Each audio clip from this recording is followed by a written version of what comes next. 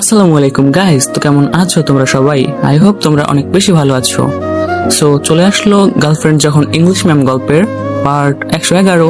বেশ, তোমাকে বলতে হবে না, আমি যেহেতু খুব বেশি পাপ করে ফেলেছি যার কোনো ক্ষমা নেই, তাহলে আমি চলে যাব তোমাকে ছেড়ে, আর কোনোদিন আসবো না ভালোবাসার দাবি নিয়ে।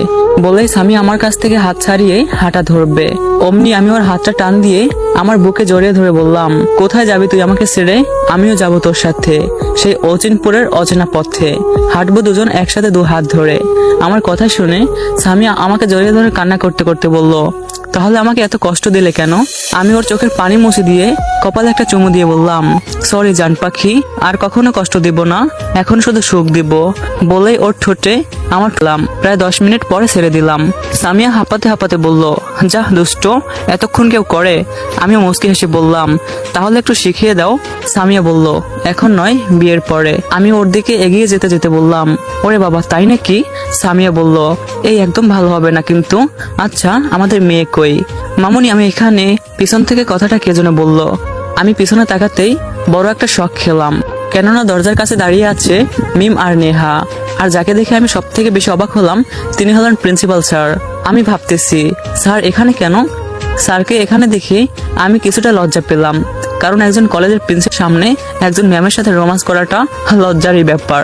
মিম এসে আমার কোলে উঠলো, আমি ওকে কোলে তুলে নিয়ে কপালে একটা চুমু দিলাম। প্রিন্সিপাল স্যার আমাদের দিকে এগিয়ে এসে মুচকি হেসে বলল, তাহলে সামিয়া তুই অনেক কষ্টে তোর ভালোবাসার মানুষকে কাছে পেলি? সামিয়া প্রতি উত্তরে একটা মুচকি হাসি দিয়ে বলল, হ্যাঁ মামা পেয়েছি, তবে এখানে তোমার অবদানটাই বেশি। প্রিন্সিপাল স্যারকে সামিয়া মামা ডাকায় আমি আর নেহা অবাক হলাম। আমি সামিয়াকে অবাক হয়ে বললাম, মামা মানে? সামিয়াকে প্রিন্সিপাল স্যার কিছু বলতে না দিয়েই তিনি বললেন, অবাক হওয়ার কিছু নেই, আমি সামিয়ার মামা। সামিয়া হলো আমার একমাত্র বোনের একমাত্র মেয়ে। আমি বললাম, কিন্তু আমাকে আর বলতে না দিয়ে প্রিন্সিপাল স্যার বললেন, হ্যাঁ তুমি হয়তো ভাবতেছো যে আমার বাসা সিলেটে হলে আমি এখানে কেন, আর সামিয়াই বা তোমাকে আমার কথা বলেনি কেন, তাই তো? আমি বললাম হ্যাঁ। প্রিন্সিপাল স্যার বলল, আসলে ঢাকায় আমাদের একটা কোম্পানি আছে, আর কয়েকটা বাসা আছে যেগুলো বর্তমানে ভাড়া দেওয়া আছে। আমি এগুলো দেখাশোনার সুবাদে সিলেট থেকে ঢাকায় আসি, আর এখানে পড়ালেখা শুরু করি। আর আজকে আমি এই কলেজের প্রিন্সিপাল। আর আমি বাসায় মানে সিলেটে তেমন যাই না, যার জন্য সামিয়াদের ওইখানেও যাওয়া হয় না, আর এজন্যই তোমার সাথে আমার পরিচয় নেই, বুঝতে পেরেছো? আমি বললাম, হ্যাঁ স্যার, কিন্তু সামিয়া যে বলল আপনার অবদানটাই বেশি, এটা কোন কাজে? প্রিন্সিপাল স্যার বলল, তাহলে শোনো, সামিয়া লেখাপড়া শেষ করে জব করতে চাইলো, কিন্তু ওর বাবা মা নিষেধ করে। তার একই কথা, জব করবেই। তারপর ওর বাবা মা আর বাধা দেয়নি, কারণ তোমাকে হারানোর পর থেকে সামিয়া একেবারে ভেঙে পড়েছিল। এখানে জয়েন করার কয়েক মাস আগে কিছুটা সুস্থ হয়ে উঠেছিল, যার ফলে সামিয়ার আব্বু আম্মু আর তাকে জব করতে বাধা দেয়নি। যদি আবার তাদের একমাত্র সন্তান অসুস্থ হয়ে পড়ে তাহলে তারা কিভাবে থাকবে? এজন্যই তাকে জব করার অনুমতি দেয়, যাতে সে সুস্থ থাকে, ভেঙে না পড়ে। এরপরে তাকে আমার এখানে মানে ঢাকায় পাঠানো হয়। আমাদের কলেজে একটা ইংলিশ টিচার প্রয়োজন ছিল। সামিয়ার রেজাল্ট ভালো হওয়ায় তাকে এখানে জব পেতে কোনো অসুবিধা হয় নাই। এরপরে যেদিন তুমি সামিয়াকে বরণ করে নিতে যাও, সেদিন সামিয়া তোমাকে দেখার পর থেকে কেমন জানি চিন্তিত হয়ে পড়েছিল। তবে তার চিন্তার মাঝে আমি দেখতে পেয়েছিলাম কোনো অমূল্য সম্পদ হারানোর পরে আবারও খুঁজে পাওয়ার আনন্দ। সেদিন সামিয়া স্টেজ থেকে নেমে সোজাসুজি আমার রুমে আসে। আমি তাকে জিজ্ঞেস করলাম, তোকে সেই কখন থেকে চিন্তিত মনে হচ্ছে? সামিয়া তখন আমাকে বলছিল, মামা মামা আজকে যে ছেলেটা আমাকে বরণ করে নেওয়ার জন্য স্টেজে উঠেছিল সে কে? আমি বললাম, কেন মা, তুই কি শাহিদ হাসানের কথা বলতেছিস? সামিয়া বলল, হ্যাঁ। আমি বললাম, সে হলো আমাদের কলেজের ফাইনাল ইয়ারের ছাত্র, খুবই ভদ্র এবং মেধাবী। তার আরেকটা পরিচয় হলো সে এখানকার বিশিষ্ট ব্যবসায়ী আখতারুজ্জামানের ছেলে, আর আখতারুজ্জামান আমার বেস্ট ফ্রেন্ড। গাইস, আজকের ভিডিও টার্গেট হচ্ছে 500 কমেন্ট এন্ড হচ্ছে 800 লাইক। সো তোমরা হচ্ছে একজনের 4-5টা কমেন্ট করে টার্গেট কমপ্লিট করে দাও। সামিয়া বলল, আখতারুজ্জামান কি তার আসল বাবা নাকি অন্য কিছু? আমি বললাম, না আসল নয়, আজ থেকে প্রায় 3 বছর আগে আখতারুজ্জামান সাহেব রাস্তা দিয়ে হেঁটে আসতেছিল। তার বিপরীত দিক থেকে একটা ট্রাক হর্ন দিতে দিতে আসতেছিল, কিন্তু সেদিকে তার কোনো খেয়াল নেই। হঠাৎ করে কে যেন তাকে ধাক্কা দিয়ে দূরে সরিয়ে দেয়, যার ফলে সে অ্যাক্সিডেন্ট থেকে রক্ষা পায়। আর যে তাকে ধাক্কা দিয়ে দূরে সরিয়ে দিছিল সে হলো শাহিদ হাসান শাহী। এরপর থেকে আখতারুজ্জামান শাহিদ হাসানকে সকলের কাছে নিজের ছেলে হিসেবে পরিচয় দেয়। আর তার মৃত্যুর কয়েক মুহূর্ত আগে সে তার সমস্ত সম্পত্তি শাহিদ হাসানের নামে করে দিয়ে যায়। সামিয়া বলল, কিন্তু আখতারুজ্জামানের কি কোনো পরিবার নেই? আমি বললাম, ছিল, কিন্তু আজ থেকে প্রায় 8 বছর আগে একটা রোড অ্যাক্সিডেন্টে সবাই মারা যায়। সামিয়া বলল, ও। আমি বললাম, কিন্তু তুই এত কিছু জানতেছিস কেন? এরপরে সামিয়া আমাকে জড়িয়ে ধরে কান্না করতে করতে বলল, মামা, এই শাহিদই হলো আমার সেই শাহিদ যে একটা মেয়ে করেছিল। আমি বললাম, কি? এটা আমার কখনো বিশ্বাস হবে না। তোদের মধ্যে কোনো ভুল বোঝাবুঝি হয়েছে। যে ছেলে একটা মেয়েকে রাস্তা থেকে তুলে এনে নিজের বোনের মর্যাদা দেয়, যে ছেলের সাথে শয়ে শয়ে মেয়েরা ঘোরাফেরা করে, তারপরেও সে তাদের দিকে ফিরেও তাকায় না, সেই ছেলে কি করে এসব জঘন্য কাজ করতে পারে? নিশ্চয়ই তোদের মধ্যে একটা ভুল বোঝাবুঝি হয়েছে, নইলে রিপা মেয়েটা মিথ্যা নাটক করতেছে। সামিয়া বলল, আমারও তো তাই মনে হয়। আমার শাহিদ এরকম কাজ করতে পারে না। সামিয়া কান্না করতে করতে কথাগুলো বলতেছিল। প্রিন্সিপাল স্যার আমাকে বললেন। এরপর সে কান্না করতে করতে সেন্সলেস হয়ে পড়ে। একটু পরে সেন্স ফিরলে সে তার ভাড়া বাসায় চলে যায়। তবে সেটাও আমার বাসা। কয়েকদিন পরে এসে আমার কাছ থেকে ছুটি নিয়ে রাজশাহীতে যায়। এরপরে সেখান থেকে সোজাসুজি আমার কাছে এসে বলল, মামা, আমাকে একটা হেল্প করতে হবে। আমি প্রিন্সিপাল স্যার বলল, কি করতে হবে বল? তারপর সামিয়া সবকিছু আমাকে বুঝিয়ে দিল আর বলল, তবে আমাদের পরিচয় যেন কেউ জানতে না পারে। আমি বললাম, ঠিক আছে, তুই যা বলবি তাই হবে। প্রিন্সিপাল স্যার বলল, এরপর থেকে সামিয়ার আর আমার মিশন শুরু হয়। কি করে তোমাকে সামিয়ার প্রতি আকৃষ্ট করা যাবে। আমি বুদ্ধি বের করে তোমাকে সামিয়ার অ্যাসিস্ট্যান্ট বানিয়ে দিলাম, কিন্তু সেখানেও কাজ হলো না। এরপরে সামিয়ার বুদ্ধিতে একটা ট্যুরের ব্যবস্থা করলাম, যেটা এর আগে কলেজ থেকে কয়েক বছর ধরে বন্ধ ছিল। এটা শুধু সামিয়ার জন্য করা হয়েছিল, আর উদ্দেশ্য ছিল তোমাকে সামিয়ার প্রতি আকৃষ্ট করা, কিন্তু সেখানেও কাজ হলো না। এরপরে নেহা আর সামিয়ার বুদ্ধিতে সামিয়াকে তোমার বাসায় পাঠিয়ে দিলাম। তবে আমার আর সামিয়ার সম্পর্কে নেহা কিছুই জানতো না, কিন্তু তোমার বাসায় সামিয়া অনেক অত্যাচার সহ্য করেছিল, যেটা সামিয়া আমাকে না বললেও আমি জানতে পেরেছিলাম। অনেক অত্যাচার, অনেক অপমান সহ্য করার পর আজকে আমার ভাগ্নি তার ভালোবাসা মানুষটাকে কাছে পেয়েছে। একজন মানুষ তার ভালোবাসা মানুষটাকে কতটুকু ভালোবাসলে তার দেওয়া অপমান, তার দেওয়া অত্যাচার সহ্য করে শুধু তাকে পাওয়ার জন্য অপেক্ষার প্রহর গুনতো, তা আমি আমার ভাগ্নিকে না দেখলে বুঝতেই পারতাম না। ভালোবাসার মধ্যে ভুল বোঝাবুঝি হতেই পারে, সন্দেহ হতে পারে, একজন অপরজনকে ভুল বুঝতেই পারে। এর অর্থ এই নয় যে সেও তাকে ভুল বুঝবে, তার প্রতি অত্যাচার করবে। এটা কিন্তু ঠিক নয়। পরিশেষে তোমাকে একটা কথাই বলি, আমার মেয়ে তোমাকে খুবই ভালোবাসে, যেটা আমি না দেখলে বুঝতে পারতাম না। সো শাহিদ, তুমি আর তাকে কষ্ট দিও না। আমি বললাম, না স্যার, আর কষ্ট দিব না, এখন থেকে সুখে রাখবো। প্রিন্সিপাল স্যার বলল, গুড, তাহলে আমি আসছি। আর তোমরা চাইলে আজকে ঘোরাফেরা করে আসতে পারো, আজকে তোমাদের ছুটি। সামিয়া খুশি হয়ে ওর মামাকে বলল, থ্যাঙ্কস মামা। প্রিন্সিপাল স্যার মুস্কি হেসে সামিয়ার মাথায় হাত বুলিয়ে দিয়ে বলল, আমার পাগলি মেয়ে। প্রিন্সিপাল স্যার রুম থেকে বের হয়ে গেলেন। স্যার যাওয়ার পর নেহা বলল, আচ্ছা ভাবি, আমি একটা জিনিস বুঝলাম না। সামিয়া বলল, কি বুঝলে না ননদি? আমি বললাম, বিয়ে না হতেই এত ভাবি ননদ ডাকাডাকি, বিয়ে হলে না জানি কি হয়। সামিয়া বলল, ও হ্যালো, এটা আমাদের ভাবি ননদের ব্যাপার, আপনাকে কেউ নাক গলাতে বলেনি। আর কি বললে? বিয়ে, তাই না? দাঁড়াও, আজকে আব্বুকে বলে বিয়ের ব্যবস্থা করতে বলতেছি। আমি বললাম, এই না না, এখন আমি বিয়ে করতে পারবো না, প্যারা সহ্য করতে পারবো না। সামিয়া বলল, কি আমি প্যারা? আমাদের কথা শুনে নেহা হাসতেছে। আমি বললাম, না না, আপনি প্যারা হতে যাবেন কেন? আপনি তো হলেন আমার মেয়ের ভদ্র আম্মু, তাই না আম্মু? মিম বলল, হ্যাঁ বাবাই, কিন্তু আমার আম্মুতে। আমি সামিয়াকে দেখিয়ে দিয়ে বললাম, এটা তোমার আম্মু। মিম বলল, এটা তো আমার মামুনি। সামিয়া মিমকে আমার কোল থেকে ওর কোলে নিতে নিতে বলল, আমি তোমার মামুনি, আমি তোমার আম্মু, বুঝেছো আম্মু? মিম সামিয়ার গলা জড়িয়ে ধরে বলল, হ্যাঁ আম্মু, বুঝেছি। সামিয়া মিমের কপালে চুমু দিতে দিতে বলল, ওকে সোনা। নেহা মুখ ভার করে বলল, ভাবি, আমি কিন্তু আমার উত্তর এখনো পেলাম না। সামিয়া বলল, বাসায় গিয়ে ফ্রি টাইমে বলবো, বুঝেছো? নেহা বলল, সামিয়া বলল, চলো আজকে ঘুরতে যাই। আমি বললাম, ঠিক আছে চলো। কতদিন পরে আজকে দুজনে ঘুরতে যাব, ভাবতেই মনের মধ্যে একটা অজানা অনুভূতি জেগে উঠেছে। আজ থেকে 3 বছর আগে কত একসাথে ঘোরাঘুরি করেছি, কতদিন পরে আজকে আবার ঘুরতে বের হচ্ছি। তবে সেই দিনগুলো আর আজকের দিনগুলোর মধ্যে অনেক পার্থক্য। সেই দিনই ছিল আমার মাথার উপর পিতা নামক একটা ছাদ, আর আজকে আমি নিজেই পিতা হয়ে গেছি। আমি হাসতেছিলাম আর মনে মনে বলতেছিলাম, ভাবতে অন্যরকম একটা অনুভূতি ফিল করতেছি।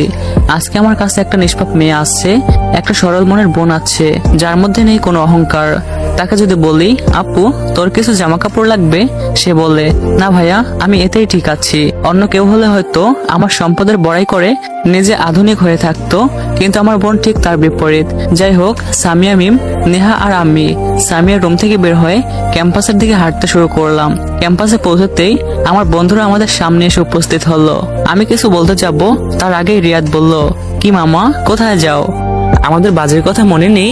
এই রে, আমার তো মনেই ছিল না কি জন্য যে বাজি ধরতে গেলাম। আমি না জানার ভান করে বললাম, আরে কিসের বাজির কথা বলতেছিস? ইকবাল বলল, ও ভাই তুই ভাবিকে পেয়ে আমাদের বাজির কথা ভুলে গেলি? আমাদের জন্য তুই তোর এক্স গার্লফ্রেন্ডকে ফিরে পাইলি আর আমাদেরই ভুলে গেলি? আমাকে ইমোশনাল করার চেষ্টা করতেছে ইকবাল। আমি বললাম, আচ্ছা তোরা কি চাস? রিয়াদ বলল, আমাদের তিনজনকে মোট 5,000 টাকা দিলেই হবে। আমি বললাম, কি 5,000 টাকা? মানে 5-এর পরে 3টা শূন্য? ভাই এত টাকা আমার কাছে নাই। তুই আমার ভালো গোলুমুলু বন্ধু হস তাই না? একটু কম করে নে ভাই। রিয়াদ বলল, আমি তোর গোলুমুলু বন্ধু, ভালো বন্ধু, সবকিছু। এখন টাকা বের কর। এসব ইমোশনাল কথা বলে কোনো কাজ হবে না। কি করি 5,000 টাকা? ধাত খেলে তো বন্ধুরাই খাবে, দিয়ে দেই। তারপর পকেট থেকে ওয়ালেট বের করতেই সামিয়া ওর ব্যাগ থেকে 5,000 টাকা বের করে ওদেরকে দিয়ে দিল। ওরা নিতে রাজি ছিল না, কিন্তু সামিয়ার জোরাজোরিতে নিতে রাজি হলো। আমি বন্ধুদেরকে বিদায় দিয়ে সামিয়া, নেহা আর মিমকে নিয়ে ক্যান্টিনে আসলাম। ক্যান্টিনে গিয়ে কিছু খাওয়ার পরে ওদেরকে নিয়ে পার্কিং লটে আসলাম। এরপরে চারজনেই চাপাচাপি করে বাইকে উঠে বাসায় আসলাম। বাসায় এসে গোসল করে গাড়ি নিয়ে ঘুরতে বের হলাম। লাঞ্চ করে আবার ঘোরাফেরা করে ওদেরকে নিয়ে এতিমখানায় আসলাম। সেখানে বাচ্চাদের সাথে কিছুক্ষণ আড্ডা দিয়ে বাসায় ফিরলাম। তবে এতিমখানার বাচ্চাদের জন্য খাবার নিয়ে গেছিলাম। বাসায় এসে ফ্রেশ হয়ে হালকা ডিনার করে সকলে মিলে আড্ডা দিতে বসলাম। বেশ কিছুক্ষণ আড্ডা দেওয়ার পর আমি রুমে গেলাম আর সামিয়া, মিম আর নেহা ওদের রুমে গেল। রুমে এসে রাফিকে ফোন দিলাম। প্রথমবারেই রিসিভ করলো। আমি বললাম, কেমন আছিস? রাফি বলল, আলহামদুলিল্লাহ, তুই কেমন আছিস? আমি বললাম, আলহামদুলিল্লাহ। আমার বাসার সবাই কেমন আছে? রাফি বলল, সুস্থ আছে, আন্টি এখন মোটামুটি সুস্থ, কিন্তু মাঝে মাঝে তোর কথা চিন্তা করে অসুস্থ হয়ে পড়ে। আর তোর আব্বু আর ভাইয়া প্রায় আমার এখানে এসে আমাকে জিজ্ঞেস করে তুই কোথায় আছিস, এটা আমি জানি কি না। আমি বললাম, ও আচ্ছা শোন, তোকে যে জন্য ফোন দিয়েছি। রাফি বলল, বল। এরপরে আমি আজকে সামিয়ার সাথে যা কিছু হয়েছে সবকিছু বললাম। রাফি বলল, আলহামদুলিল্লাহ, খুব ভালো। আর তুই এখন তাড়াতাড়ি বাসায় চলে আয়। আমি বললাম, চেষ্টা করব। রাফির সাথে আরো কিছুক্ষণ কথা বলে ফোনটা রেখে দিলাম। একটু পরে ঘুমের রাজ্যে পাড়ি জমালাম। আড্ডা দিয়ে রুমে এসে শুয়ে থেকে নেহা সামিয়াকে বলল, ভাবি তুমি কিন্তু বললে না। সামিয়া বলল, বলতেছি মাই ডিয়ার ননদি, শোনো এবার। এরপরে সামিয়া নেহাকে শাহিদ আর সামিয়ার প্রথম দেখা থেকে শুরু করে শাহিদের সাথে প্রেম, শাহিদের সাথে ঘোরাফেরা করা, শাহিদের পরিবার এবং সামিয়ার পরিবারের লোকজনের কথা, শাহিদের সাথে রিপার মিথ্যা নাটক, এরপরে শাহিদকে বাসা থেকে বের করে দেওয়া, অর্থাৎ শাহিদের সাথে যা কিছু হয়েছে সবকিছু বলল। সামিয়ার কথা শুনে নেহার চোখের কোণায় বিন্দু বিন্দু পানি জমা হয়েছে। সামিয়া নেহাকে বলল, আমার জায়গায় তুমি থাকলে তুমি কি করতে? নেহা বলল। নেহা বলল, ঠিকই আছে ভাবি, তবে ভুল বোঝাবুঝি একটা সম্পর্ককে নিমেষেই ধ্বংস করে দেয়। কিন্তু ভাবি তোমাকেও বিষয়টা বিবেচনা করে দেখা উচিত ছিল। যাকগে, যা হওয়ার হয়ে গেছে, এখন সবকিছু ভুলে নতুন করে শুরু করো। আর একটা মেয়ে তো আছে, ওকে কখনো মায়ের আদর থেকে বঞ্চিত করো না প্লিজ, এটা আমার অনুরোধ। সামিয়া মিমকে জড়িয়ে ধরে বলল, না রে পাগলি, এটা আমার মেয়ে, একে কখনো মায়ের আদর থেকে বঞ্চিত করব না। বলেই সামিয়া মিমের কপালে একটা চুমু দিল। এরপরে সামিয়া আর নেহা ঘুমিয়ে পড়লো। ফজরের আজানে আমার ঘুম ভেঙে গেল। বিছানা থেকে উঠে অজু করে নামাজ পড়ে নেহার রুমে গেলাম। নেহার রুমে গিয়ে নেহা আর সামিয়াকে নামাজ পড়ার জন্য ঘুম থেকে জাগিয়ে দিলাম। সামিয়া নামাজ পড়ে নাস্তা তৈরি করার জন্য রান্নাঘরে গেল। আমি নিষেধ করলাম, কিন্তু সে নাস্তা তৈরি করবেই। আমিও আর নিষেধ করলাম না। নাস্তা করে গাড়িতে কলেজে গেলাম। কলেজে যাওয়ার পর ক্লাস শেষ করে আড্ডা দিয়ে বাসায় ফিরলাম। লেখাপড়া করে আড্ডা দিতে, বোন, মেয়ে আর মেয়ের মাকে নিয়ে ঘোরাফেরা করতেই কেটে গেল 1 বছর। এই 1 বছরের মধ্যে এখনো আমি আমার পরিবারের সাথে দেখা করিনি। রাফির ফোন দিয়ে মাঝে মাঝে আম্মুর সাথে কথা বলি। আম্মু অনেকবার বাসায় যেতে বলছে, কিন্তু আমি যাইনি। যাওয়া হবে কিনা তা জানি না। আমার লেখাপড়া শেষ করে ব্যবসায় হাল ধরেছি। ভাবতেছি সামিয়াকে বিয়ে করে লাইফটাকে সাজানো শুরু করব। নেহা এবার মেডিকেল ফার্স্ট ইয়ারে, আর আমার মেয়ে এখন আমাকে আর তার মামুনিকে সবসময় জ্বালিয়ে মারে। একটু বড় হয়েছে তো তাই। আর আমার বন্ধুরা এখন জব করতেছে। আজকে বিকেল 4টায় অফিসে একটা মিটিং আছে। মিটিংটা সম্পর্কে আমি তেমন কিছু জানি না, মানে কার সাথে হবে তা জানি না। সবকিছু আমার পিএ মানে বর্ষা রেডি করতেছে। আর হ্যাঁ, এমডি সাহেব এখন এখানে জব করে না, কারণ তার ছেলে তাকে নিয়ে খুলনায় থাকে। হলরুমে ক্লায়েন্টরা বসে আছে আমার জন্য। একটু পরে আমি আমার পিএ মানে তিশার সাথে হলরুমে ঢুকলাম। রুমে ঢুকে তাদের সাথে কথা বলতেই এক জায়গায় আমার চোখ আটকে গেল, কারণ সেখানে ছিল আমার বড় ভাই সাইম আহমেদ। তাকে দেখার পরে আমি সাথে সাথে হলরুম থেকে বের হয়ে আমার কেবিনে আসলাম। আমার এমন বিহেভ দেখে তিশা আমার কাছে এসে বলল, গাইস আজকের ভিডিও টার্গেট হচ্ছে 500 কমেন্ট এন্ড হচ্ছে 800 লাইক। সো তোমরা হচ্ছে একজনের 4-5টা কমেন্ট করে টার্গেট কমপ্লিট করে দাও। শাহিদ, তোমার কি হয়েছে? আমি বললাম, আমি ঠিক আছি, তুমি যদি পারো মিটিংটা কমপ্লিট করো, আর না পারলে ক্যান্সেল করো। তিশা বলল, ঠিক আছে আমি পারবো। আমি বললাম, গুড। আমি বাসায় গেলাম, আর অফিসটা তুমি সামলে নিও। তিশা বলল, ওকে। আমি অফিস থেকে বের হয়ে গাড়ি নিয়ে বাসায় আসলাম। বাসায় এসে কারোর সাথে কথা না বলে রুমে গেলাম। রুমে এসে অফিসের ব্যাগটা বেডে সরে ফেলে দিয়ে বেডের একপাশে বসে ভাবতে লাগলাম, ভাইয়া কেন তুমি আবার আমার সামনে আসলে? তুমিই তো বলেছিলে আমি পাপী, আজ কেন আবার আমার সামনে এসে আমাকে সেই কালো অতীতের কথা মনে করিয়ে দিচ্ছ? একটু পরে সামিয়া এসে আমার সামনে বসে কাঁধে হাত রেখে বলল, কি হয়েছে তোমার? এমন করতেছো কেন? কি হয়েছে আমাকে বলো। আমি আমার আবেগকে আর ধরে রাখতে না পেরে সামিয়াকে জড়িয়ে ধরে কান্না করতে করতে ভাইয়ের কথা বললাম। সামিয়া আমার মাথায় হাত বুলিয়ে দিয়ে বলল, শাহিদ সবকিছু ভুলে গিয়ে চলো না আবার নতুন করে সবকিছু শুরু করি। সেই জীবনে ফিরে যাই যেখানে থাকবে পরিবারের সব লোকেরা, একসাথে বসে লাঞ্চ করব, একসাথে বসে ডিনার করব, যেখানে আমাদের ছেলে মেয়েরা খেলার সাথী হিসেবে পাবে তাদের দাদা দাদিকে। আমি বললাম, তা সম্ভব নয় সামিয়া। সামিয়া বলল, কেন সম্ভব নয় বলো? তারাও তো আমার মতো ভুল করেছিল।